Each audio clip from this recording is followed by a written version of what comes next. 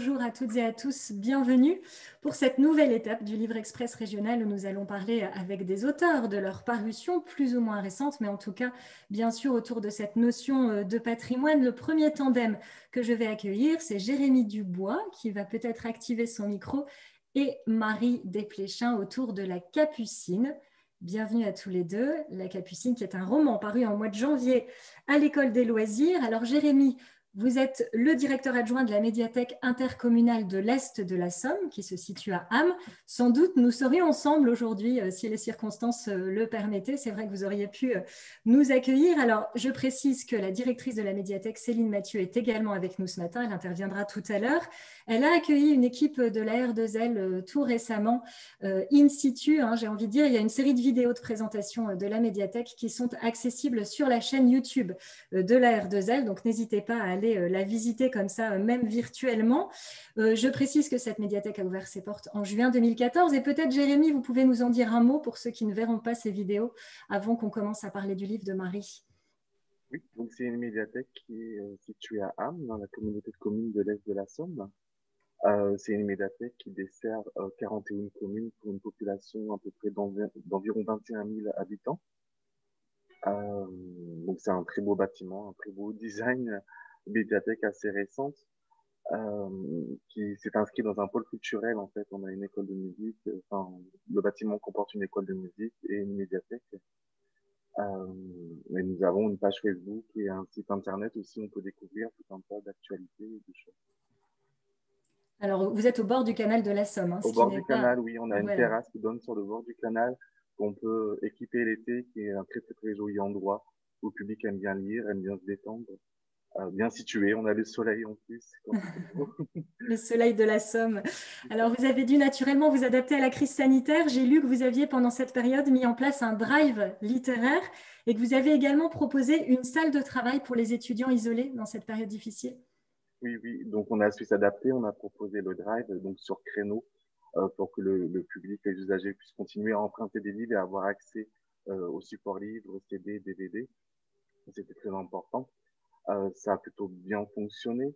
La communication a plutôt bien été faite. Et pour les étudiants, c'est vrai qu'on s'est dit qu'il y a des étudiants qui sont quand même isolés. On est une communauté de communes plutôt rurale. Il n'y a pas de très grandes villes. Donc on s'est dit, l'école de musique était en distanciel.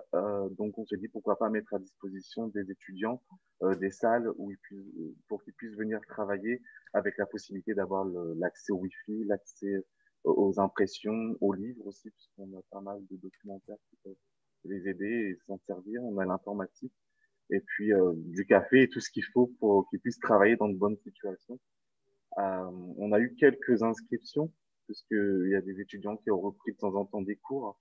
Donc c'était un peu compliqué, mais c'est toujours à disposition et ça a fonctionné aussi. Donc on est content en fait. Une médiathèque accueillante. Vous avez choisi de nous présenter un roman Oui, jeunesse de Marie Desplechin, La Capucine, donc paru à l'École des loisirs en janvier. Je vous laisse nous en parler avant qu'on échange avec Marie par la suite. oui. Donc j'ai choisi de présenter La Capucine de Marie Desplechin, puisque j'ai découvert Marie Desplechin, enfin je la connaissais un peu d'avant dans ses œuvres, mais j'ai découvert grâce à ce titre qui est paru en 2016 et c'est un roman que j'avais beaucoup aimé. Et ce que j'ai aimé dans La Capucine, en fait, c'est qu'on retrouve une héroïne qui s'appelle Louise, qui est une petite fille de 13 ans, qui vient tout juste d'avoir 13 ans d'ailleurs, euh, qui travaille la terre. Donc, c'est un roman qui se situe plutôt à la fin du 19e siècle, pas très loin de Paris. On est à Bobigny.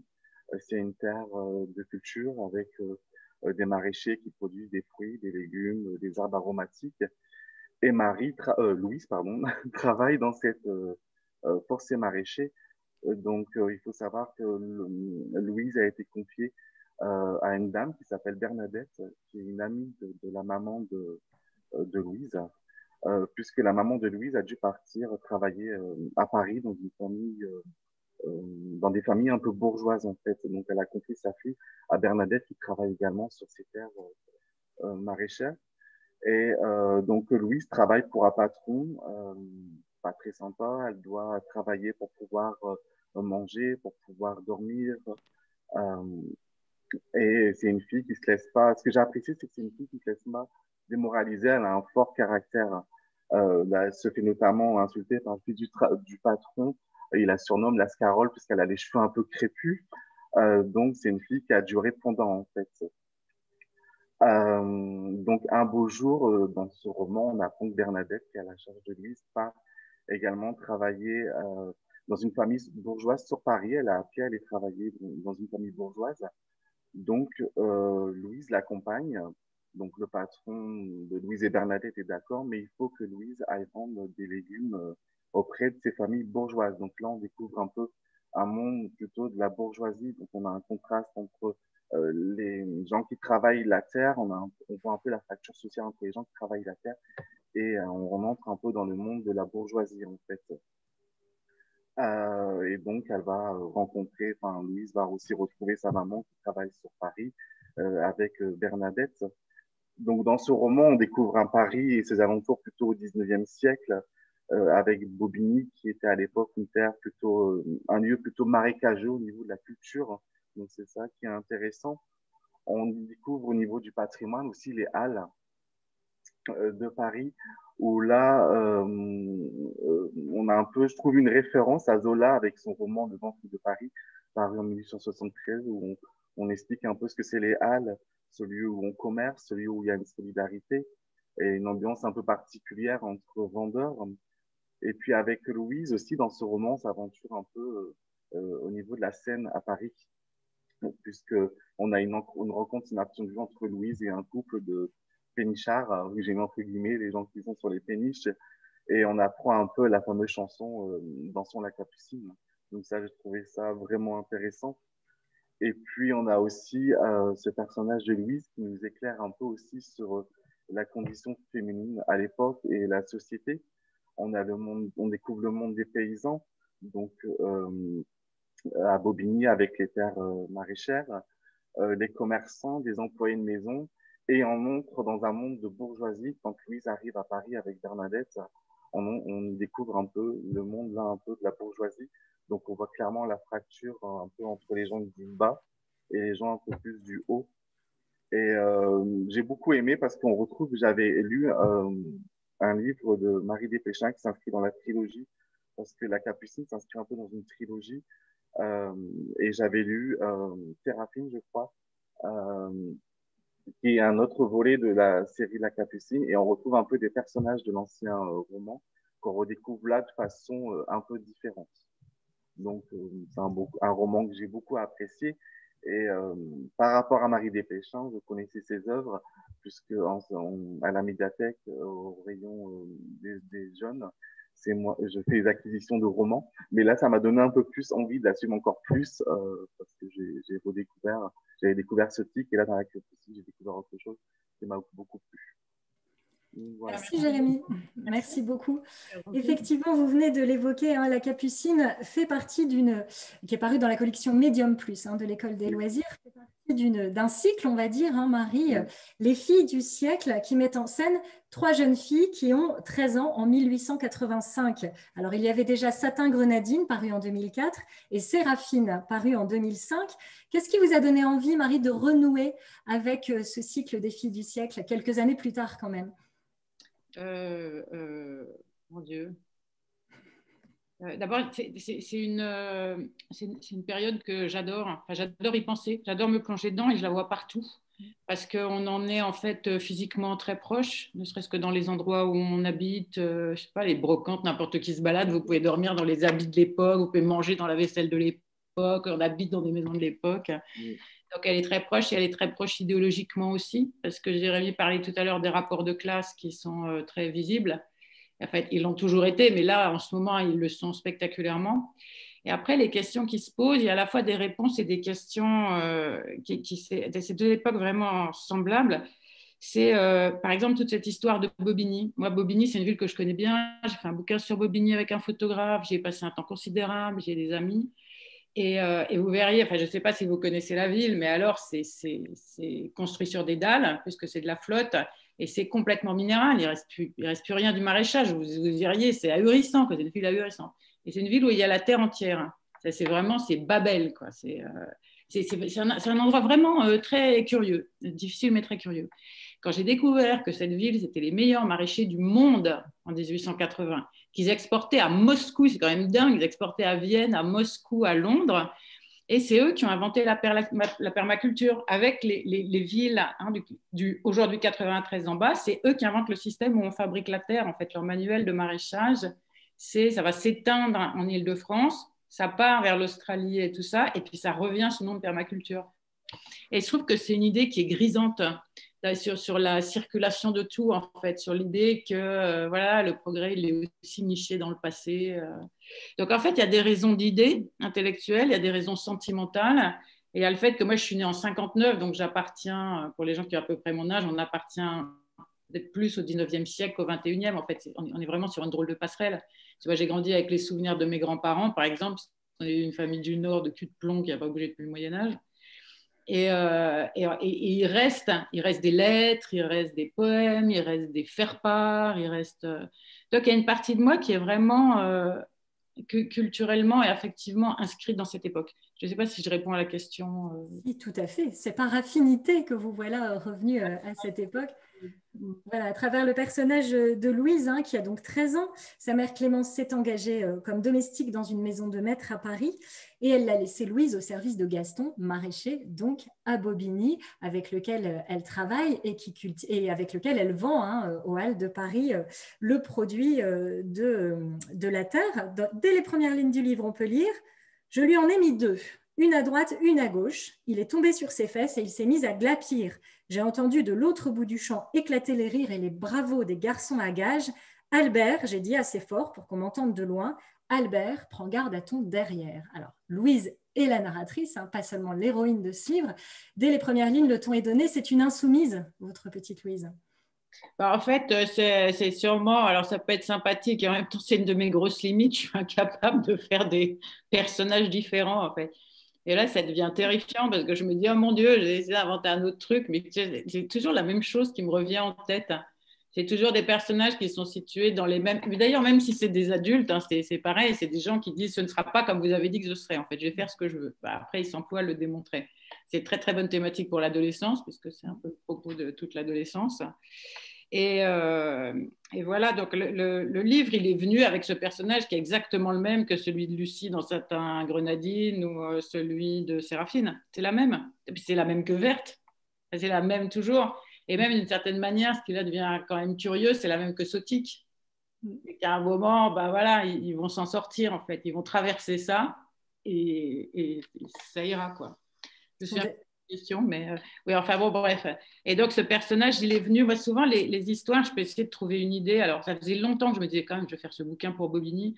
Ne serait-ce que s'il y a des mômes, peut-être de Bobigny, que ça peut intéresser, en fait. Puis cette Louise, en fait, elle est descendante d'un soldat des îles. Elle est cartonne, elle est noire. C'est pour ça qu'elle est abricot, c'est pour ça que c'est la scarole. Et je me disais, il y a sûrement, c'est toujours intéressant l'histoire, ça vous aide vraiment à vous construire, en fait. C'est un matériel thérapeutique, donc social et thérapeutique. Et après, je me disais, ouais, il y a peut-être des gosses de Bobigny que ça peut intéresser, mais j'avais que des idées. Je me disais, je voudrais parler de la permaculture, je voudrais qu'il y ait une place aussi pour le fait que tout le monde n'est pas, voilà, que ça a toujours été une terre, des terres de, enfin les terres, la terre, c'est un endroit de la migration. Et de la migration de province aussi à l'époque, puisque toute la famille vient d'ailleurs, donc une partie vient du Nord d'ailleurs, puisque la mère de Séraphine vient du Nord, les bateliers viennent du Nord. Mais quand on n'a que des idées, on ne fait pas un livre, en fait. C'est horrible, là, parce qu'on est là à faire des thèses, et c'est crevé d'ennui.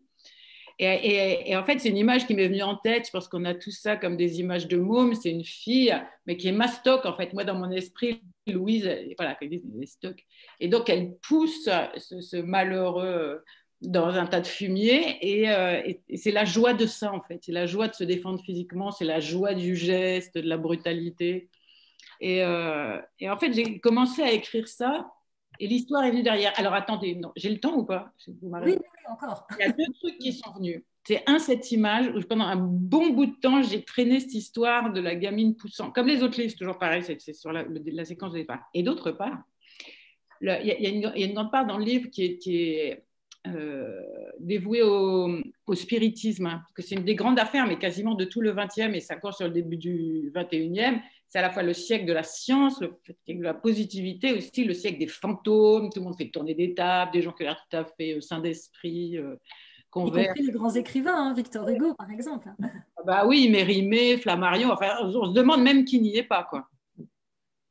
Et donc, je me disais, ah mais oui, c'est quand même une idée qui est vachement intéressante, même par rapport à aujourd'hui, où à la fois on est dans une espèce de science qui échappe même à l'entendement et à la fois dans une irrationalité à tous les étages et tout partout. Et donc, je me disais, oui, une bonne idée, bonne idée. Alors, arrête, c'est pas d'histoire. Jusqu'au moment où, en vacances, grâce à ma voisine, alors là, c'est dans le Lot, c'est pas dans le Nord, elle me fait rencontrer une dame qui habite dans mon hameau et qui s'appelle Bernadette, comme l'héroïne du livre. Et alors, Bernadette, elle est géniale, elle ne sort pas beaucoup de chez elle parce qu'elle a, disons, elle a un réel surpoids. Et alors, elle est persuadée qu'elle est la réincarnation de Saint-Exupéry. Elle me dit, vous allez chez elle, manger un cône rhum raisin, elle est là, si ça sert, Saint-Exupéry, c'est moi. Et tout est de ce niveau-là. C'est-à-dire, et c'est à la fois une conversation complètement normale et absolument ahurissante. Et elle est absolument persuadée. Voilà, il y a un tas d'autres trucs autour de Bernadette. Et alors là, le fait de parler avec elle était tellement merveilleux. C'est-à-dire, c'était apporté sur un plateau, tout se mettait en ordre autour de ça. C'est-à-dire, qui pouvait avoir d'idées, en fait, se mettait à exister. L'histoire est venue de ces différents trucs-là. Il y avait une matière à roman évidente, effectivement. À un moment, ça se présente, quoi. Je pense que tous ceux qui écrivent se rendent compte de ça, c'est que on a des idées, mais c'est pas là que ça se passe, quoi. Ça vient après. Il faut raconter des histoires, en effet, Voilà. c'est autre chose. Louise n'hésite pas à protester auprès de son patron qui la bat régulièrement, qui l'exploite, qui ne la rémunère pas malgré la qualité de son travail. Le maître peut me traiter de maudite socialiste, dit-elle. Je trouve que ceux qui ont la bonne place ne pensent qu'à la garder au lieu de réfléchir à la partager. Alors, elle a déjà une conscience politique, on peut dire, cette jeune fille. C'est une conscience que vous avez eue vous-même assez jeune, finalement, dans votre famille. Oui, parce que nous, on a été élevés là-dedans, donc ce n'était pas très difficile, ça ne nous est pas tombé du ciel, donc c'était bien agréable que cette part-là soit faite dès l'origine. Après, c'est un sentiment qui est enfantin. Hein. Les enfants, ils sont très, ils sont pertinents et après, ils oublient. C'est-à-dire, vous promenez avec un gosse dans les rues, un gosse ne comprend pas que quelqu'un dorme dehors. C'est-à-dire, un enfant de 6 ans, pour lui, ça échappe à la compréhension. Et il ne voit pas pourquoi, puisqu'en fait, des toits, il y en a, des maisons, il y en a, il reste des chambres dans des endroits. Comment ça se fait qu'il y ait des gens dehors? Évidemment, c'est lui qui a raison. Mais vous avez oublié, en fait, la socialisation, elle vous sert aussi à sortir de ce type d'évidence. Donc, et a fortiori quand on travaille, c'est-à-dire un gosse à qui vous allez demander un service, un gosse, je pense partout, hein, à un moment, il va vous dire, oui, mais combien tu me paies? Alors là, vous lui dites, ah ben non, alors moi je t'élève, c'est moi qui paie pour tout, alors tu vas le faire pour le service, parce que tout n'est pas payant dans la vie, bon bref. Mais en fait, ça va être... Les questions sont des questions justes.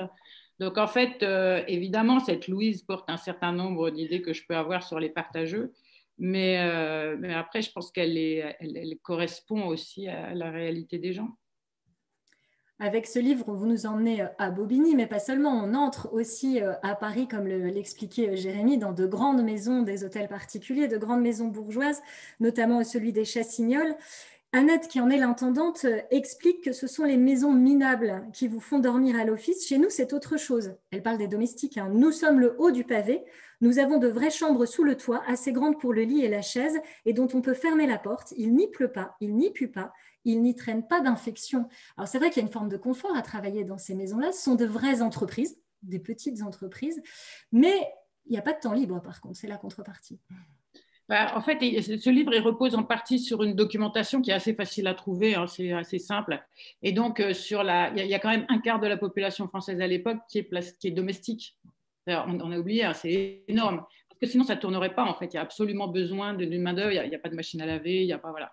Et les conditions de travail de ces gens-là sont des conditions qui peuvent être démoniaques. Hein. Voilà, pensez au Liban, par exemple, ou à ce genre de pays aujourd'hui, c'est-à-dire les gens ne sont pas payés, les gens ils sont vraiment à la merci. Mais dedans, certains sont mieux traités et d'autres moins traités. Ça dépend de la famille dans laquelle vous tombez. D'abord, ses revenus et d'autre part, son état d'esprit.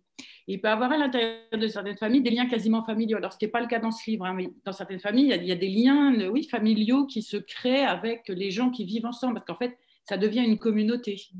Et après, il y a des liens d'exploitation. Donc là, en fait, dans ces grandes maisons, on est...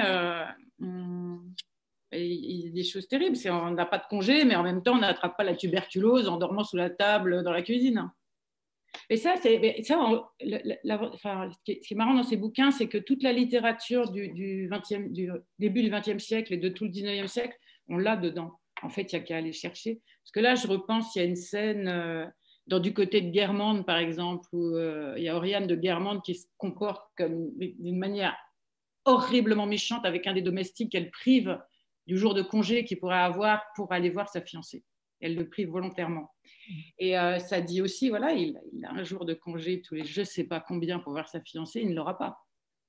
Et là, on se rend compte de tout ce qui traverse ces sociétés, comme la violence des tensions qui la traversent. Alors, il y a des personnages fictifs essentiellement dans ce livre, mais on croise aussi un personnage réel, Alexandre Dumas, fils, voilà, l'académicien, auteur de La Dame aux camélias. Louise, notre jeune maraîchère, Jérémy le disait tout à l'heure, elle est surnommée la Scarole à cause de ses cheveux crépus. Elle ne ressemble pas du tout à sa mère, hein, qui est au contraire beaucoup plus fluette qu'elle, assez charpentée, Louise. Lorsqu'elle rencontre l'académicien dans le salon de cette grande maison, elle explique: aussi loin que nous fussions l'un de l'autre, moi de Bobigny et lui de Paris, moi jeune et lui vieux, moi dans la boue et lui dans la soie, nous partagions les mêmes indomptables cheveux crêpelés.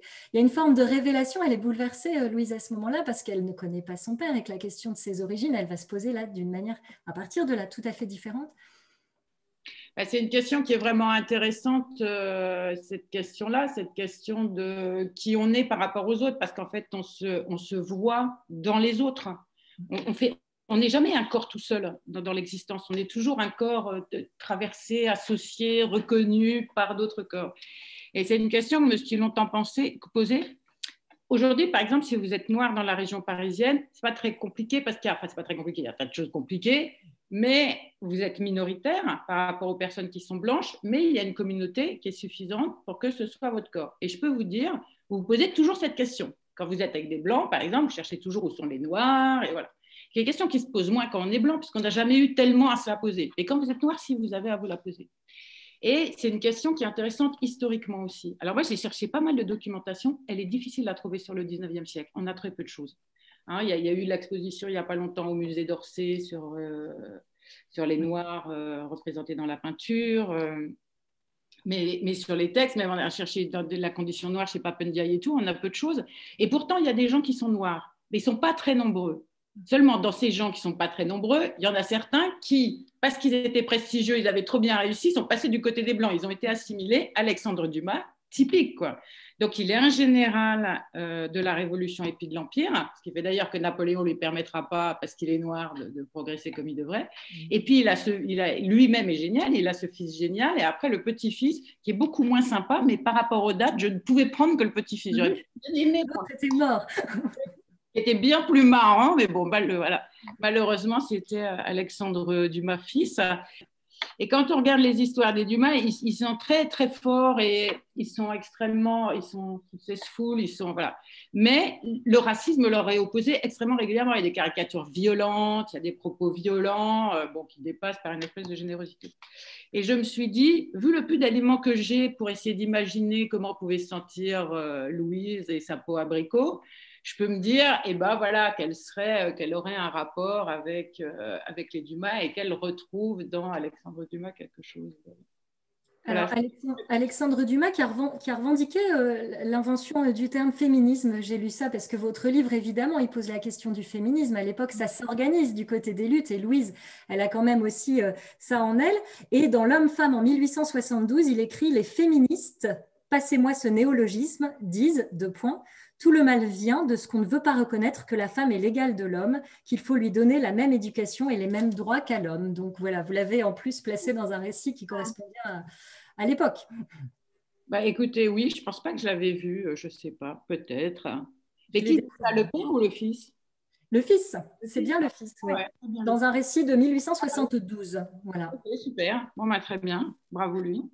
Alors, à travers le personnage de Louise et son entourage, vous nous faites entendre le parler populaire du 19e siècle. Comment vous avez travaillé votre style, voilà, pour qu'on entende, puisque c'est Louise qui raconte toute l'histoire? Alors là, c'est de l'invention complète, je vais vous dire. Ça m'étonnerait que les gens aient parlé comme ça. Peut-être je bricole un truc en me disant, parce que c'est marrant sur la langue, mais c'est toujours…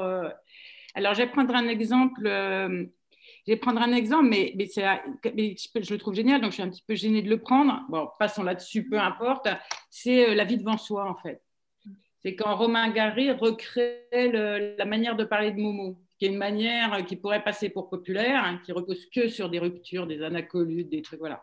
Mais qui n'est pas populaire, évidemment, parce qu'à écrire, elle hésite à faire ce truc-là, mais qui donne une idée de liberté par rapport à la langue qui serait attribuée au populaire. Je crois que c'est plutôt ça, de cette manière-là, dont ça se passe. Donc moi, je pense que je fais ça, je le fais moins volontairement que par joie, parce que c'est super amusant de se mettre à écrire comme à parler comme ça. C'est très, très rigolo. Avec cette gouaille. Louise. Alors, dedans, je peux essayer de glisser. Il y a un petit peu de lexique qui pourrait se rapprocher du populaire, mais bon, c'est tout. Alors, la langue est évidemment un marqueur social, hein. Bernadette ne connaît pas les mots spirit ou dramaturge. Alors, vous en jouez bien entendu. Et vous nous faites entendre un autre marqueur qui est géographique. Celui-là, c'est le picard dans le texte. Voilà, au couple dont parlait Jérémy tout à l'heure, hein, Aimé et Désiré qui tirent leur péniche sur le chemin de halage. Il y a du vietnamien aussi. Ah oui, effectivement, pendant la scène de spiritisme. Le vietnamien, je veux dire, j'y connais rien, merci Dibel. Oui, il y a le Picard, parce que le canal, en fait, Bobigny, il y a le canal de Lourdes, c'est très impressionnant. C'est un chemin que j'ai souvent pris en vélo, qui est très joli, et c'est très, très beau, les canaux, et l'idée qui traverse l'Europe. Enfin, c'est merveilleux, les canals et les péniches. Et donc, comme c'est le Nord, ça vient du Nord, et je me suis dit, ah, chic qu'ils viennent du Nord. Donc, j'ai pu fourrer comme une espèce de petit bazar ch'ti là-dedans. Et Aimé et Désiré, ça leur va bien. Il y avait 2 petites filles dans ma rue quand j'habitais Roubaix qui s'appelaient Aimé et Désiré. Et qui doivent être maintenant des dames, d'ailleurs, changer d'enfant. Et voilà, et donc oui, j'ai mis un petit peu d'accent qui est pour moi qui est un délice en fait, c'est comme s'enfoncer dans du bonbon en fait, cet accent. C'est une Madeleine de Proust pour vous, puisque vous êtes né à Roubaix, que vous êtes resté attaché au nord, hein, page 123. Ils étaient nés dans le nord de la France, qui était la région la plus belle et la plus courageuse qu'on ait jamais vue, assez dire, une sorte de paradis en plus amusant. Voilà, vous nous faites plaisir, Marie Desplechin. Mais vous savez, c'est ce que je pense, je crois. Oui, je sais, effectivement. Alors, je vais demander, puisqu'il est déjà 10h30, à nos auditeurs de préparer leurs questions. Je voudrais, pendant que vous réfléchissez à ce que vous allez pouvoir demander à Marie, qu'on parle de l'humour, qui est une vraie marque de fabrique chez vous. On rit beaucoup encore dans ce livre-là. Est-ce que c'est un mode d'expression qui est spontané, on va dire, chez vous, ou est-ce que c'est vraiment quelque chose que vous travaillez pour faire rire les enfants dans vos histoires? Il y a les deux, en fait, et je ne peux pas faire autrement. Parce que voilà, après, c'est une question d'un tas de choses, hein, mais après, c'est vraiment une question de regard sur l'existence. Si vous arrêtez de vous amuser de ce qui se passe autour de vous, vous n'avez plus qu'à vous mettre une balle, hein, alors que je ne pensais pas. Mais c'est un outil super utile, c'est vraiment très, très bien. Et après, ça se travaille de toute façon. Parce que quand vous devez écrire quelque chose dont vous avez la prescience que c'est drôle, il faut que ça aille vite, que ce soit un peu de mots, que l'image elle soit immédiatement visible. Donc ça, vous essayez de repasser dessus. C'est modeste, hein, des fois ça marche, des fois ça marche pas, mais c'est faire une blague, quoi. Vous repassez dessus pour, voilà, en essayant que ça marche, quoi. Et ça marche. C'est votre sourire, en fait. C'est le sourire, hein, que vous avez en imaginant le truc. Il faut que vous le mettiez sur le papier. C'est comme pour tous les sentiments, en fait. Vous les avez à l'état un petit peu diffus de papillons autour de vous, là, de papillons quantiques autour de vous. Et en fait, il faut les attraper et en faire un truc écrit, quoi, matériel. Il faut que ça passe, ouais. Depuis Le sac à dos d'Alphonse en 1993, vous avez publié une 30aine de livres pour la jeunesse et une 15aine pour les adultes. En 2005, La vie sauve, coécrit avec Lydie Violet, publié au Seuil, a reçu le prix Médicis de l'essai. En 2020, le Salon du livre et de la presse jeunesse de Montreuil vous a décerné la Grande Ourse pour l'ensemble de votre œuvre. Vous êtes entre littérature de jeunesse et littérature adulte, mais s'il fallait choisir, heureusement il ne faut pas, Marie, ce serait plutôt c'est écrire pour les enfants qui vous anime vraiment? Je me sens beaucoup plus à l'aise en fait. J'ai un problème de socialisation, ça m'angoisse, tous les trucs de grandes personnes m'angoissent, ça me fait flipper à fond, quoi. Ça va être tant que je peux reculer, pas y aller et tout ça. Et avec les enfants, en fait c'est le même travail, vous inventez des histoires, mais c'est pas gênant, quoi. C'est agréable, j'allais dire vous êtes sur le même pied, ce qui est à la fois vrai et pas vrai. Mais c'est une zone, mais dans dans le bon sens du terme, une zone de confort. Je m'y sens plus chez moi, quoi. Sinon, je me sens complètement à côté de la plaque, donc, donc j'y reste. Voilà. Voilà, continuez. Continuez. Est-ce que bien peur. Est-ce que vous avez des questions à poser? Alors peut-être sur le forum de discussion ou bien en reconnectant vos micros, caméras, ou vos micros seulement si vous n'avez pas de caméra. Pas de questions, vous n'osez pas? C'est parce que je parle trop, en fait. C'est Tout dire, souvent le cas, Marie. De toute façon, voilà, je pense que les gens n'osent pas trop. Personne pour poser des questions? Je ne crois pas. Alors, avant que l'on passe à un nouveau tandem, moi, je voudrais assurer la transition, justement, Marie, avec ce qui va suivre, puisqu'on va entendre Jacques Darras dans un instant. Je pense que ça va intéresser Jacques. L'École des loisirs a édité en 2005 un livre de Sophie Scherer, intitulé « Mon écrivain préféré, Marie Desplechin ». Elle s'est entretenue avec vous pour rédiger ce livre. Et j'en ai lu un passage qui me paraît tout à fait approprié par rapport à ce qu'on va entendre dans un instant sur la Picardie. Elle écrit « Mais qu'on se le dise, chez les édiles, aménageurs de territoire et autres rectificateurs de dénominations historiques, ne touchez pas au nord, messieurs, si vous le faites. Marie Desplechin dira « brin » pour merde en picard, prendra la plume et la tête de l'insurrection et il vous en cuira. Et comment l'appeler autrement d'ailleurs, le nord? Le Très-Haut, c'est déjà pris. » Alors là, on est en 2005 quand même, quand ce texte paraît. Voilà, je pense que c'est une très bonne transition parce qu'on va parler avec Jacques de l'effacement de la Picardie. Vous aviez à l'époque visiblement craint, Marie, que le Nord disparaisse. Alors bon, le Nord aussi, le nom de Nord a disparu dans les Hauts-de-France. Ça va être le sujet. Il a disparu institutionnellement, mais sinon, je ne sais pas quand est-ce qu'on n'arrêtera de dire le Nord. Oui, effectivement, il a disparu politiquement, institutionnellement, et ça n'a pas non plus réjoui Jacques Darras. Voilà, merci beaucoup Marie de nous avoir parlé de la Capucine que je remontre, voilà, publiée à l'École des loisirs. Il faut lire aussi les deux autres de la trilogie, même s'ils sont un peu plus anciens. C'est une très belle collection. Et puis merci à Jérémy également de nous avoir présenté son coup de cœur.